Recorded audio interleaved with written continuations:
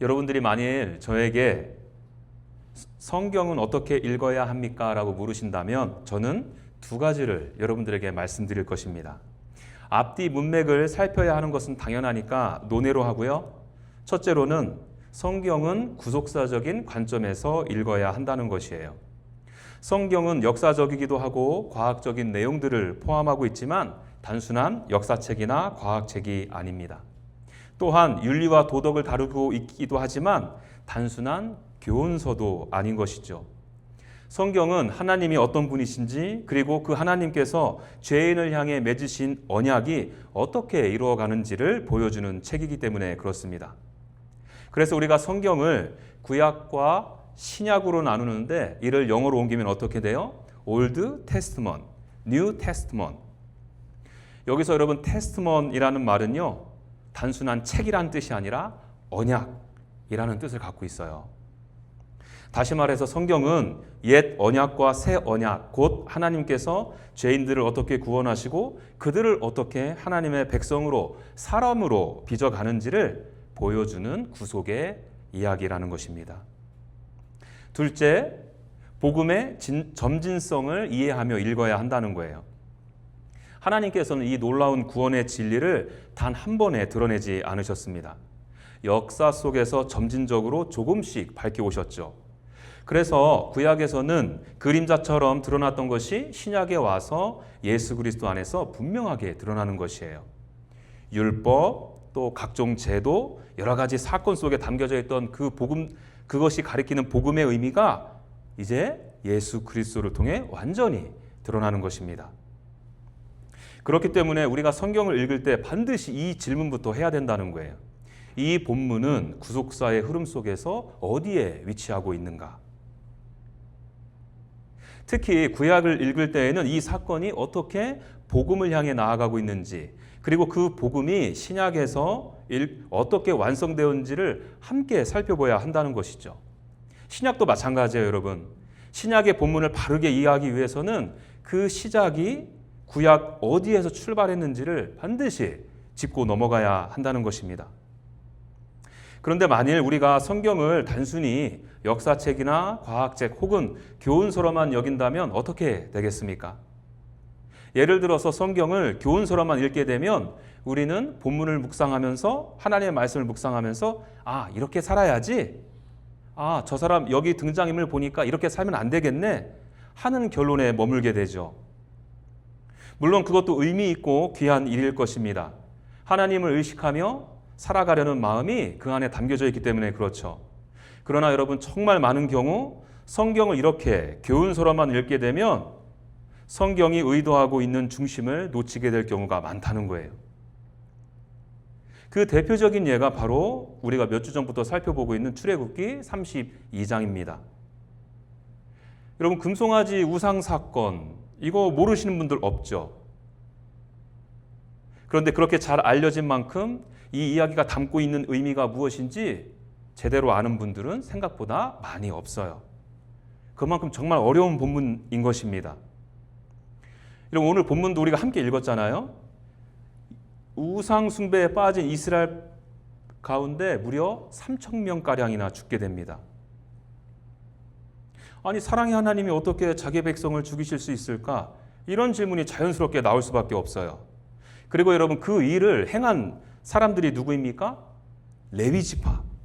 다른 민족이 아니라 함께 애굽의 노예로 고생하고 출애굽의 은혜를 경험한 내 가족, 내 이웃, 내 민족이라는 것이에요. 동족 상잔의 비극처럼 보이죠. 그런데 여러분, 성경은 이 레위인들을 가리켜서 어떻게 평가하고 있느냐? 여호와께 헌신되었다.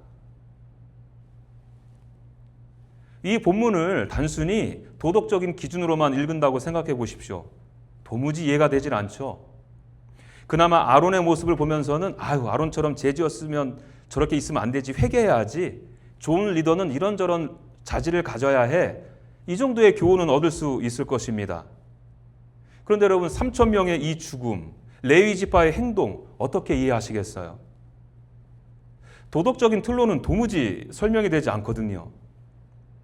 그래서 엉뚱한 해석과 적용이 나오게 된다는 거예요. 구원받았어도 구원을 이룰 수 있으니 더 하나님 앞에 잘해야 된다. 인간의 행위를 강조하게 되고요.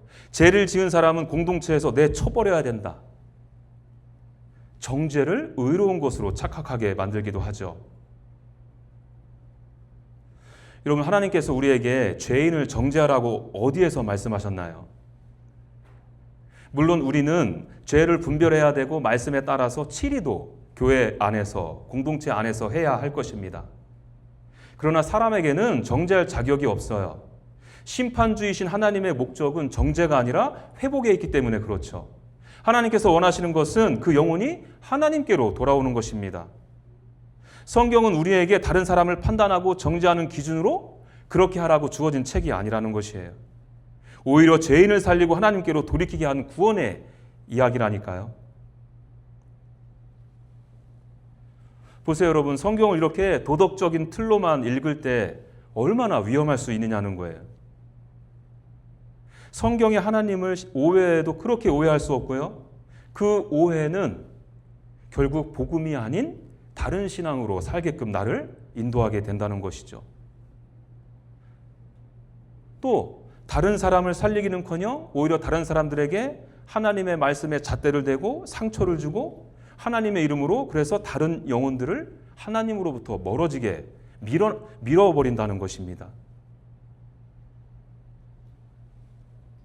그래서 여러분, 저는 우리가 성경을 이렇게 구속사의 흐름 속에서 그리고 복음이 드러나는 관점에서 읽어야 한다고 말씀을 드리는 것이에요. 사실 여러분, 오늘 본문뿐만 아니라 모든 성경을 그런 눈으로 보아야 합니다. 구속사적인 틀 안에서 복음의 점진성을 염두에 두고서요. 오늘 본문도 역시나 그래서 저는 그런 틀 안에서 여러분들과 함께 살펴볼 것입니다. 먼저 여러분, 오늘 본문 안으로 들어가기 위해서 먼저 다리 하나를 놓으려고 해요. 여러분, 혹시 신앙생활 하시면서 구원의 3시제에 대해서 들어보신 적 있으십니까? 성경은 구원에 대해서 말할 때 단 한 번에, 단 한순간의 사건으로만 말하지 않고 있어요. 성경은 이렇게 표현합니다. 구원받았다, 구원받고 있다, 구원받을 것이다. 다시 말해서 인간의 구원을 설명할 때 과거에 일어난 일, 현재 진행되어지고 있는 일, 그리고 앞으로 완성되어질 일로 구원을 설명하고 있다는 것이죠. 그렇기 때문에 우리는 이 시제에 따라서, 이 시제가 갖는 의미에 따라서 구원을 조금 달리 이해할 필요가 있다는 것이에요. 먼저 과거의 구원입니다. 이는 죄의 형벌로부터의 구원입니다. 죄로 말미암아 하나님과 단절되고 심판에 이르게 되는 상태에서 예수 그리스도의 십자가로 말미암아 의롭다 칭함을 받게 되는 사건인 것이죠. 이것을 신학적으로는 여러분들이 아시는 것처럼 칭의. 그리고 둘째는 현재의 구원. 이는 죄의 능력으로부터 구원을 받아가는 과정입니다. 예수 믿기 전에는 죄가 우리를 이끌고 다녔지만 이제는 하나님께서 우리의 삶을 다루시기 시작하죠. 우리의 교만을, 욕심을, 옛 습관을 다루시면서 우리를 점점 하나님 닮는 사람으로 빚어가십니다. 이것을 성화라 부르고요. 여러분, 이 성화의 과정에 있을 때 우리에게 던져지는 아주 중요한 질문이 하나 있어요.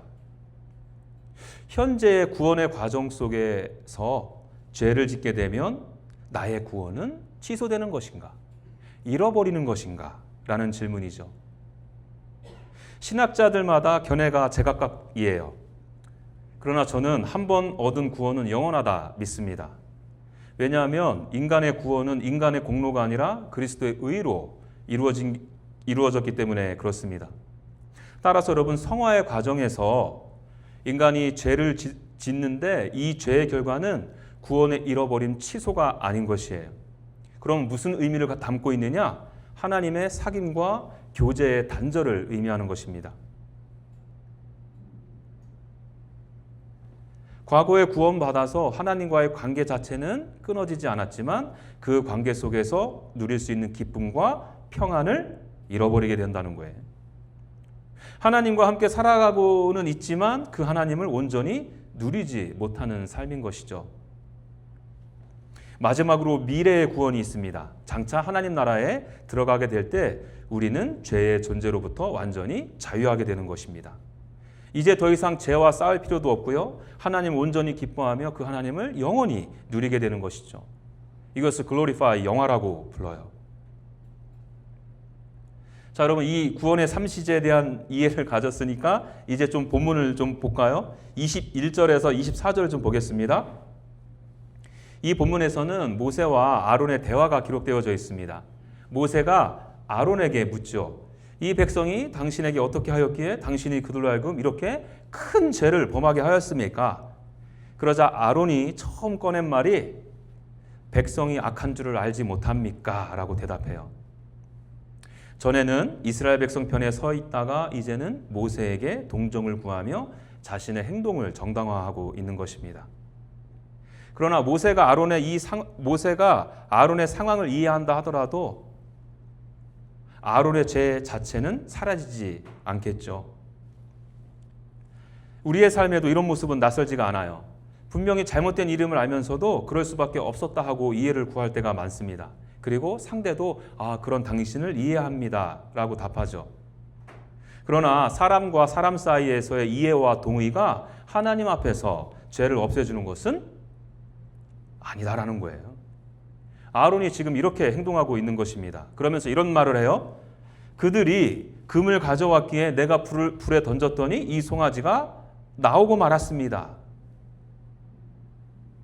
여러분, 우리는 이미 그렇지 않음을 알고 있죠. 여러분, 아론이 얼마나 주도적으로 금송아를 만들었습니까? 그의 죄가 명명백백하게 드러나 있음에도 불구하고 회개하지 않고 오히려 그의 책임을 지금 회피하고 있는 모습이에요. 이 모습은 창세기 3장의 장면을 그대로 떠올리게 하죠. 아담은 하나님이 나와 함께 있게 하신 그 여자가 주어서 먹었습니다. 이렇게 말하지 않습니까? 하와는 또 어떻게 말해요? 뱀이 나를 꿰었습니다. 죄를 인정하기보다 책임을 다른 것으로 돌리는 모습인 거죠. 그래서 어떤 신학자는 오늘 본문을 가리켜서 제2의 선악과 사건이라 이렇게 표현하고 있습니다.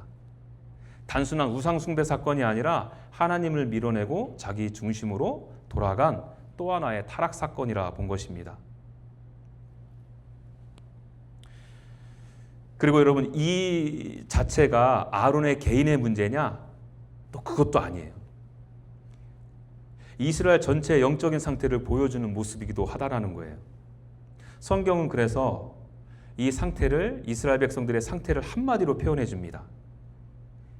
눈으로 확인해 보세요. 25절에 모세가 본즉 백성이 방자하니. 이 방자하다라는 표현을 살펴보니까 히브리어로 통제가 풀리고 제멋대로 되어 버린 상태를 의미하는 단어래요. 하나님을 경외하지 않고 하나님의 통치에서 벗어나 자기 마음대로 살아가는 상태를 가리키는 단어인 것입니다. 성경에 이런 말씀이 있지 않습니까? 하나님의 묵시가 없으면 백성이 방자히 행한다. 여러분, 하나님의 말씀, 계시가 없었던 적은 한시도 없었어요. 이스라엘 백성이 하나님의 말씀의 통치를 받지 않음을 말하고 있는 것입니다. 그것이 방자하다는 거예요.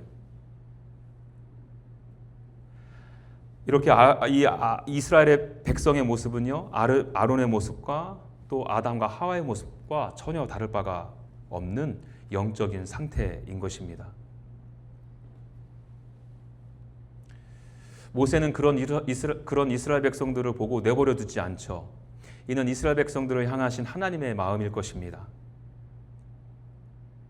하나님께서는 모세를 통해서 이런 말씀을 하세요. 누구든지 여호와의 편에 있는 자는 내게로 나오라. 한글 번역에는 빠져 있는데 영어 번역을 보니까 shout라고 번역해 놓았습니다. 누구든지 문 앞에서 볼 수 있게 서서요. 누구든지 들을 수 있게 큰 소리로 외친 것입니다.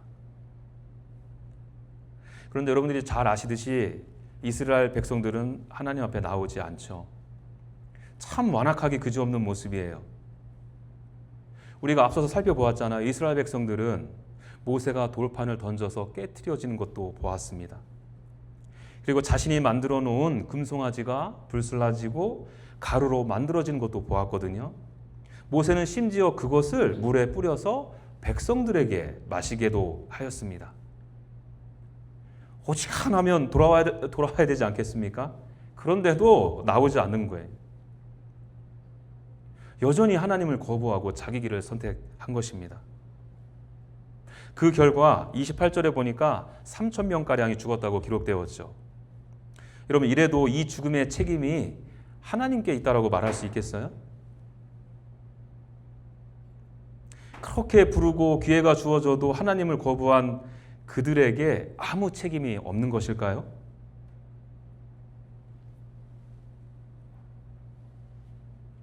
그리고 여러분, 이 대목에서 한 가지 더 생각해 볼 것이 있는데, 우리는 과연 이 3천 명의 죽음을 어떻게 이해하고 받아들여야 하냐는 거예요. 다시 말해서 우리는 이들의 죽음을 구원의 취소, 잃어버림으로 이해해야 하냐는 것입니다. 우리는 이제 이 질문에 답할 수가 있게 됐죠. 제가 서두에 구원의 3시제를 말씀드렸잖아요. 여러분, 이스라엘 백성들은 지금 구원 받았습니까? 받고 있습니까? 받을 것입니까? 지금 있는 상태가. 이스라엘 백성은요, 이미 과거에 유월절 어린 양의 피를 분솔주의 믿음으로 바르고 홍해를 건넌 사람들이에요.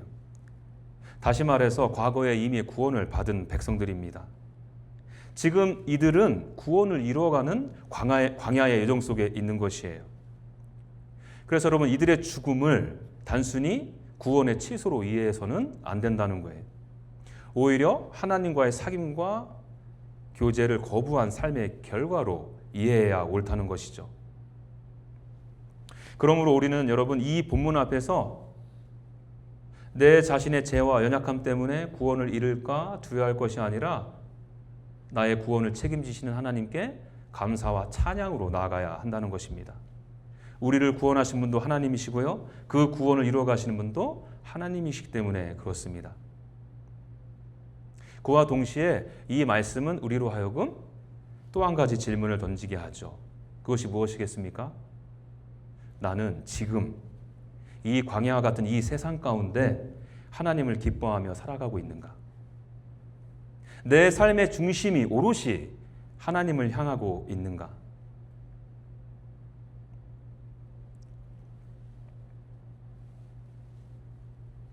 이 질문 상당히 중요하죠. 왜냐하면 하나님께 속한 백성이면서도 하나님을 누리지 못하고 살아가는 것보다 더 비극적인 삶은 없기 때문에 그렇습니다.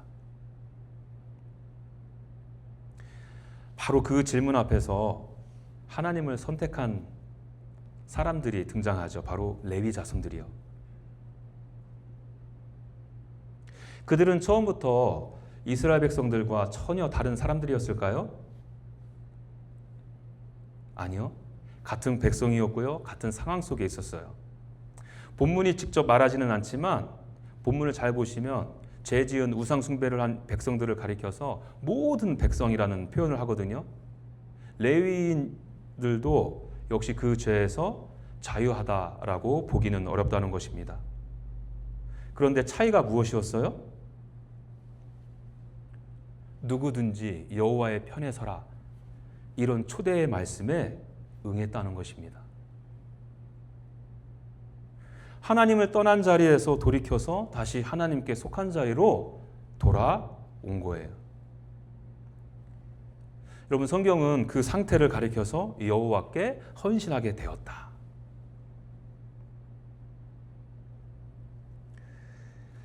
여기서 이 헌신하다라는 단어는요, 상당히 흥미로운 단어예요. 이 단어는요, 우리가 이미 앞서 살펴본 단어예요. 기억하실지 모르겠어요. 출애굽기 29장에서 제사장을 위임하다 할 때 그 위임과 위임하다라는 단어에 쓰인 단어예요.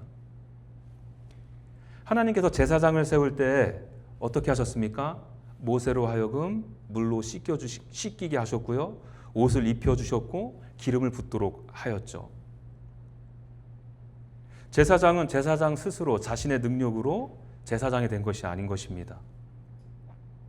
하나님께서 그의 손을 채우시는 은혜의 행위로 제사장 된 존재가 된 것이에요.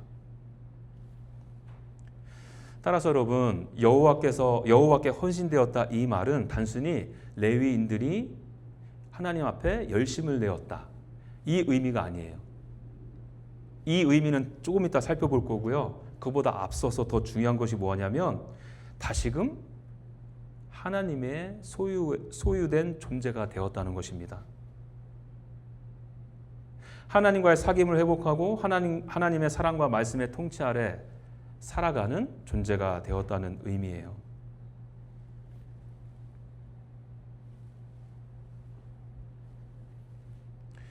저는 우리도 하나님께서 이 말씀을 우리에게 하실 때 기꺼이 여호와의 편에 서기를 선택하기를 바랍니다. 제가 몇 주 전에 인용해 드렸죠. 키에로게고르는 이와 같은 순간을 뭐라고 표현했다고 했어요? 자유의 현기증. 선택할 수 있기 때문에 오히려 두려워지고 망설여지는 상태를 말한다 설명을 드렸습니다. 죄의 노예였던 우리는 자유가 없었기에 선택할 수 없었죠.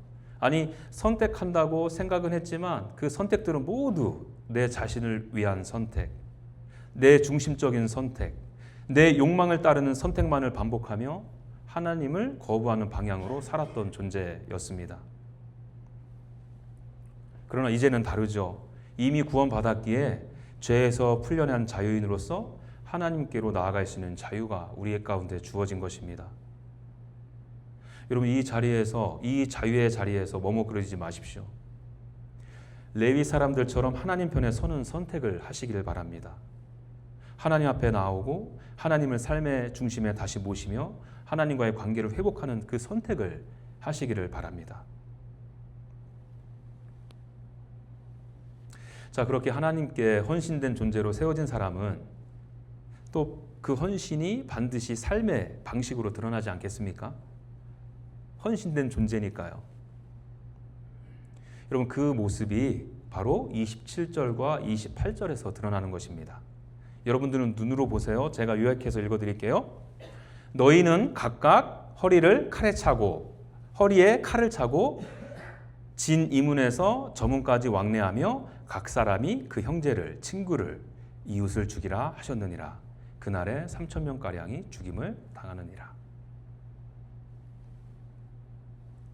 아까도 서두에 말씀드린 것처럼 참 우리가 읽기에 매우 불편하게 들릴 수 있는 말씀이죠. 이것이 어떻게 헌신된 삶입니까? 라는 질문이 나올 수밖에 없어요. 왜 그렇다라고요? 이 질문이 나올 수밖에 없는 것은 우리가 여전히 이 장면을 현대적인 윤리의 틀로만 보기 때문에 그렇죠. 그래서 제가 누누이 그렇게 강조를 드린 거예요. 복음의 점진성 그리고 구속의 관점에서 본문을 읽어야 한다고요. 여러분, 오늘 본문을 자세히 들여다보면 칼을 차고 동족을 죽인 것이 너무 크게 보여서 놓치기 쉬운 표현이 하나 있어요. 28절을 보시죠. 레위 자손이 모세의 말대로 행하매. 그들은 지금 같은 동족이 감정적으로 미워서 행동한 것이 아니라 하나님의 말씀 앞에 순종한 것입니다. 그런 의미를 담고 있잖아요. 그리고 여러분, 나중에 모세는 이 사건을 회상하면서 신명기서를 작성을 해요. 그리고 레위 지파에 이렇게 평가하는데 한번 들어보세요. 그는 그의 아버지와 어머니를 보지 못하였다 하며 그의 형제들을 인정하지 아니하며 그의 자녀들을 알지 아니하였다.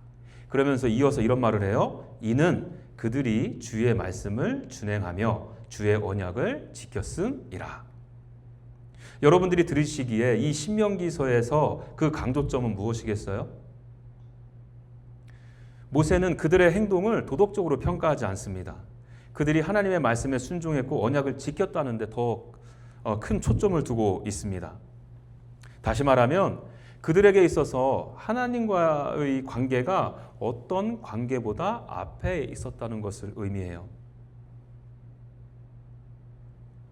하나님이 그들의 삶 가운데 최우선이었기 때문에 다른 모든 어떤 관계보다 하나님을 먼저 선택했음을 강조하려는 것입니다.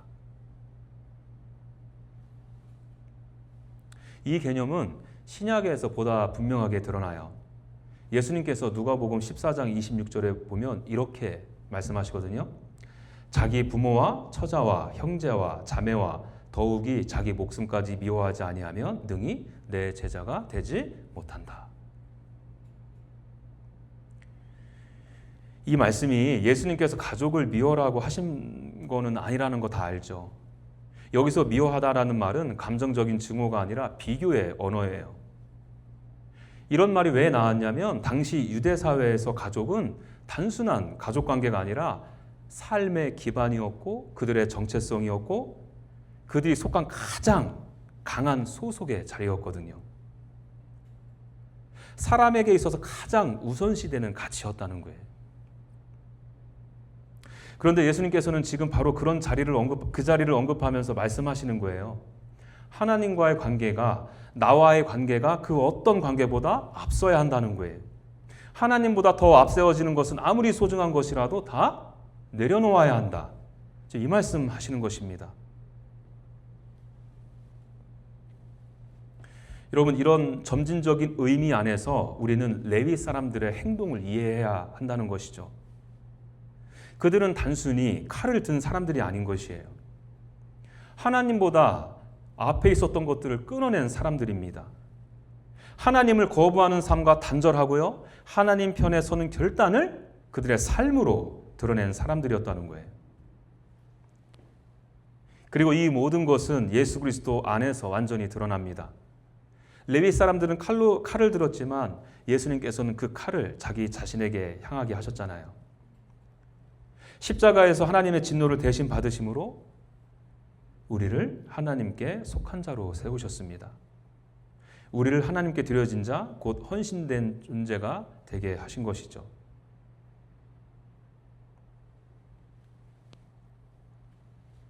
그 관계 안에서 너희도 이제 나로 인해 헌신된 존재가 되었으니 헌신된 삶의 방식을 따르라는 것입니다. 어떻게 해요? 칼을 드는 것이요. 사람을 향한 칼이 아니겠죠. 내 삶의 기반을 하나님이 아닌 다른 것에 두려는 모든 것, 하나님이 아니라 다른 것에 내 정체성과 내 가치를 찾으려고 애쓰는 모든 것, 하나님의 소유됨을 벗어나 세상에 속해 살아가려고 애쓰는 모든 것들을 끊어내라는 것입니다. 어떤 사람에게는 그것이 돈일 수도 성공일 수도 있겠죠. 인정일 수도 있고요. 관계일 수도 있고요. 자녀일 수도 있을 것입니다. 누군가는 안정된 삶, 자기 자존심이나 계획일 수도 있겠죠. 겉으로 보기에는 다 좋은 것들 아니에요? 나쁘다라고만 말할 수 없는 것들이에요. 그러나 그것들이 하나님보다 앞에 서는 순간 그것은 더 이상 우리에게 축복이 아니라 우리의 우상이 되는 것입니다. 여러분, 그것들을 끊어내라고 하시는 거예요. 왜요? 그것들이 하나님과의 사귐과 교제를 방해해서 오히려 참된 평안과 안식을 누리지 못하게 하니까요. 지금 하나님과 깊은 사귐과 교제를 통해서 구원을 이루어 가야 되는데, 점점 하나님 닮은 사람으로 가야 되는데 그러지 못하게 이것들이 막아버리니까요.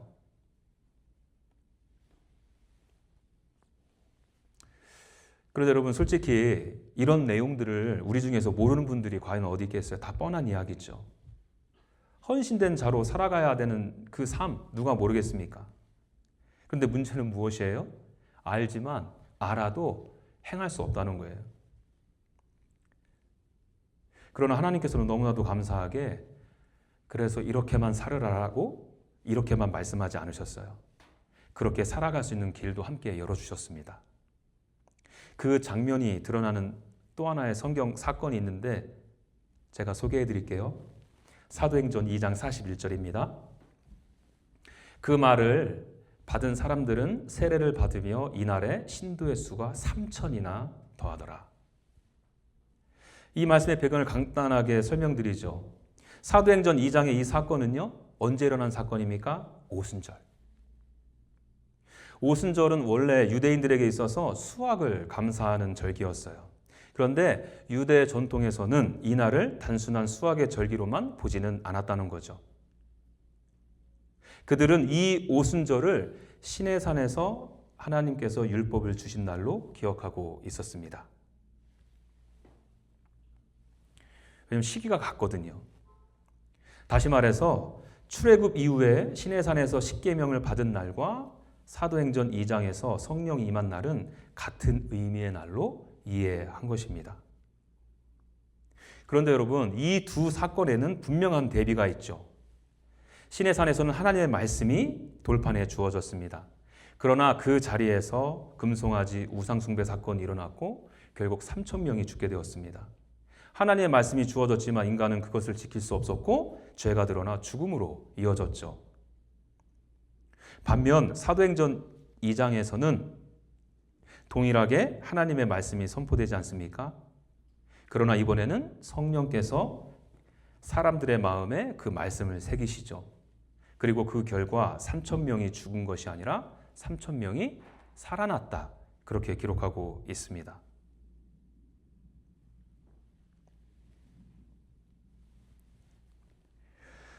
여러분, 우리는 우리의 힘으로 하나님의 편에 서는 삶을 살 수 있는 사람들이 아니에요.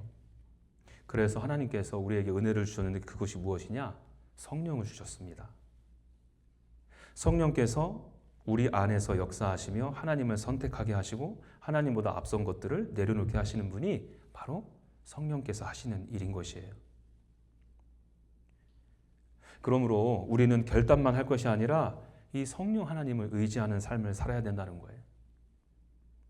하나님, 성령 하나님, 내게 임하여 주십시오. 내 안에 하나님보다 앞에 있는 것들을 보게 해 주십시오. 그것들을 내려놓을 수 있는 힘을 주십시오. 내가 하나님을 기꺼이 선택할 수 있는 사람으로 살아갈 수 있도록 도와주옵소서. 여러분, 우리는 힘겹지만 이 성령 하나님을 의지할 때 비로소 하나님께로 헌신된 자로서 헌신된 자가 가져야 될 마땅한 그 삶의 방식을 가지고 살아갈 수 있을 것입니다. 하나님을 중심에 두고 하나님보다 앞선 것들을 끊어내며 하나님 편에 서서 살아가는 삶이요. 바라기는 이 말씀을 토대로 해서 저와 여러분들이 그 은혜를 간절히 구하는 축복받은 인생이 되기를 간절히 소망합니다. 함께 기도할까요?